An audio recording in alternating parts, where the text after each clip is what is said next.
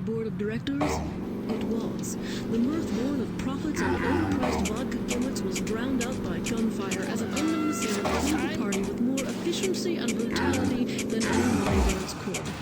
I'm Jane Valderrama, Channel 6 News.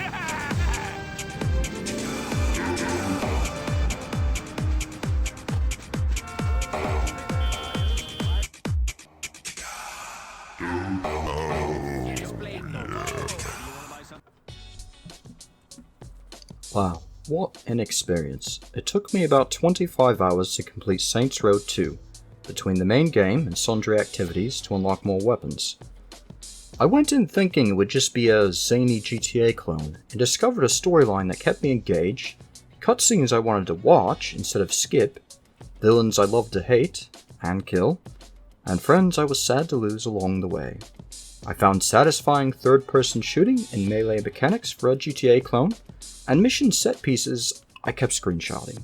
Sorry, all those that follow me on Twitter. I may tick some of you off by calling it a GTA clone, but in my mind that's all it was.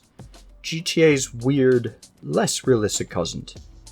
I will gladly say though, to anyone I can trick into listening to me, that I will remember this game far longer than any Grand Theft Auto. In video games at least.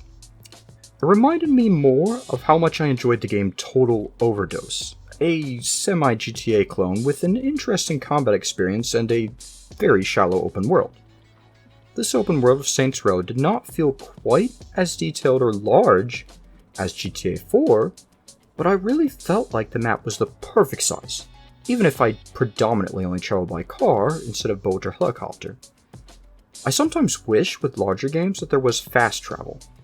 I know driving around the city in GTA-esque games is part of the core experience, but it is frustrating to me to fail a mission and have to start at a safe house or hospital, drive back to the mission, and rewatch all the cinematics. While Saints Row 2 heard my concerns and let me instantly restart the actual gameplay of a mission, or, even better, has checkpoints at each section of the particular mission I am on, keeping my gameplay fluid and maximizing my time. Most of my GTA experience is in 4. I have played Vice City and San Andreas, but always end up hitting a mission where the shoddy movement mechanics stop my progression to the point of frustration, whether it's the infamous catch the train, the remote control helicopter, or the one where Nico has to cover someone with a sniper rifle. I have still yet to play GTA 5, so there is hope. It is not a game without faults. Running on more modern hardware, the cutscenes have problems with people sliding through vehicles or guns hovering just out of people's grasp.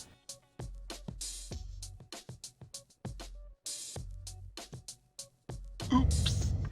Despite this, I loved every second of the cutscenes. After the first 15 hours, I did run into a few crashes. I have no idea, but the game's generous autosave stopped me from losing much, if any, progress. At high speeds driving through the city, I did run into some graphical pop-in, yet none of this bothered me enough to even Google hotfixes or patches. I did look up if there were any mods to add more weapons, but I couldn't find any such mods. On the subject of weapons, early on I unlocked a pair of auto pistols, the Cobras. I used these for most of my playtime until I remapped the aim button to my mouse and put the melee button on V. Then I switched to the game's version of the Desert Eagle, so I could insta-kill with headshots. Many of the guns are very arcadey spray and pray until you hit that aim button and the fun begins. My SMG of choice was the MP5K, or whatever the game calls it, after looking up all the guns' damage values. I do wish it told you somewhere in-game what the values were. Much of the game I went back and forth between the pump-action shotgun and the AA-12. Or whatever the game calls it. The pump model has better damage and distance, but the AA-12 lets you just keep going. Near the end, I unlocked the pimp cane shotgun, and it is glorious, an absolute god gun. For my primary rifle, I stuck to the AR-50 with the underslung grenade launcher. It has great range, and you can't beat being able to use grenades instead of swapping to that weapon category. It does look like more like an XM8 than an AR-15 though. And the heavy weapons, I stuck to the sniper rifle for its incredible damage value and insane range. It does a great job as an anti-materiel weapon, and the game gives you plenty of opportunities to use its range. I wish there was somewhere better to map the keys for adjusting its scope, however. Unfortunately, I did not unlock the Pimpan, Flamethrower, Gal 43, or Annihilator RPG. For Melee, as soon as I got a katana, that was it for me, really hitting the aesthetic I wanted. This game gives you so many personalization options. That is one thing it definitely has over GTA. I started off creating a character of Chinese descent because I really wanted to walk around looking like Chow Yun-Fat from A Better Tomorrow. Eventually, I became a helmet-wearing, leather-jacketed vigilante nod to full contact.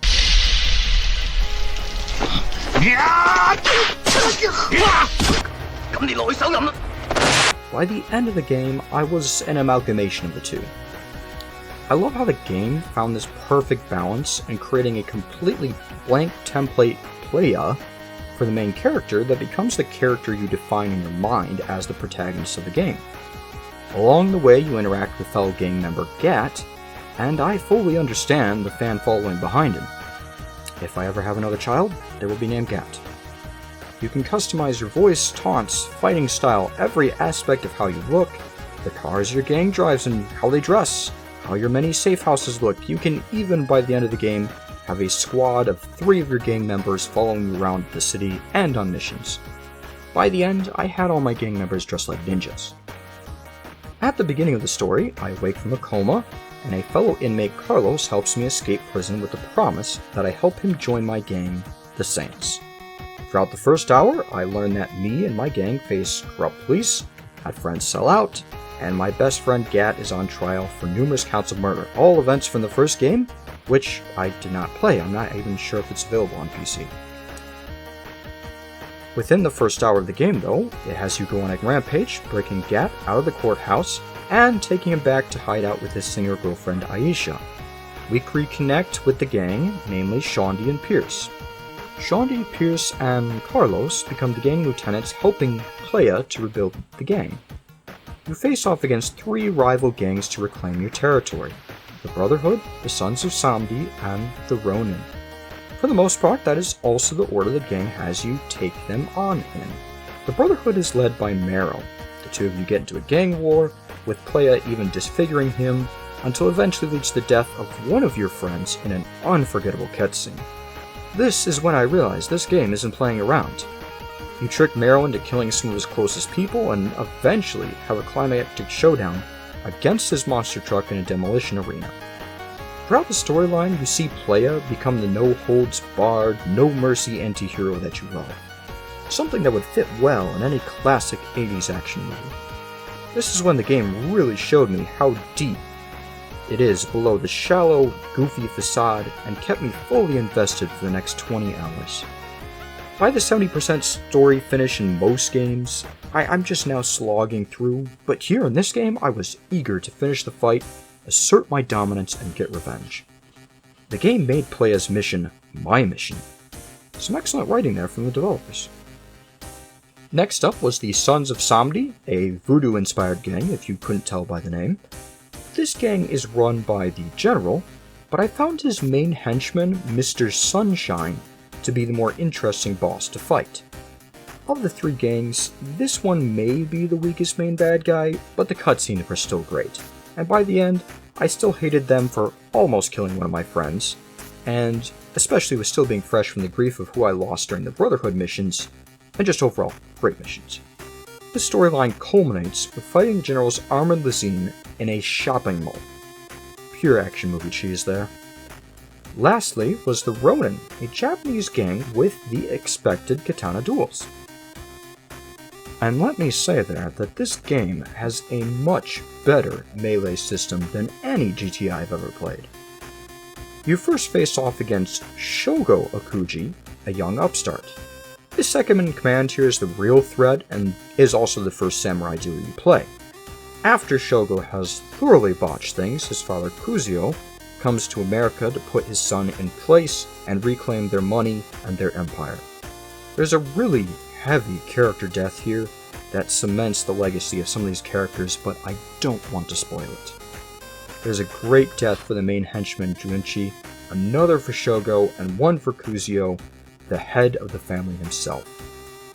Throughout all these stories, Dane Vogel, an executive of Ultracore, an evil gentrification company, is shown to be behind the scenes sending these gangs against the Saints in order to destroy the Saints' neighborhood property values, and ultimately to make a profit. The last few missions are against Ultor's heavily armed soldiers, leading to a final conflict where you attack their headquarters and face off against Vogel in the penthouse office. Awesome cutscenes all the way around, and I would love to watch them all remastered as sort of a mini-movie. The game ends with having full control of the city and being able to do whatever you want. The PC version was considered to be a bit of a failure and never received the DLC that the Xbox 360 and PS3 did. I am eager to see where these game series will go from here. I'm hoping there's a way I can reconstruct my version of Playa in the next game. Despite it not receiving commercial success, I'm really glad that there's a PC port of Saints Row 2 that I could play 14 years late. Hey, thank you for watching. The show's going downhill really fast, and we just want to thank our $4 patrons who are on the screen now. Don't forget to like and subscribe. Until next time.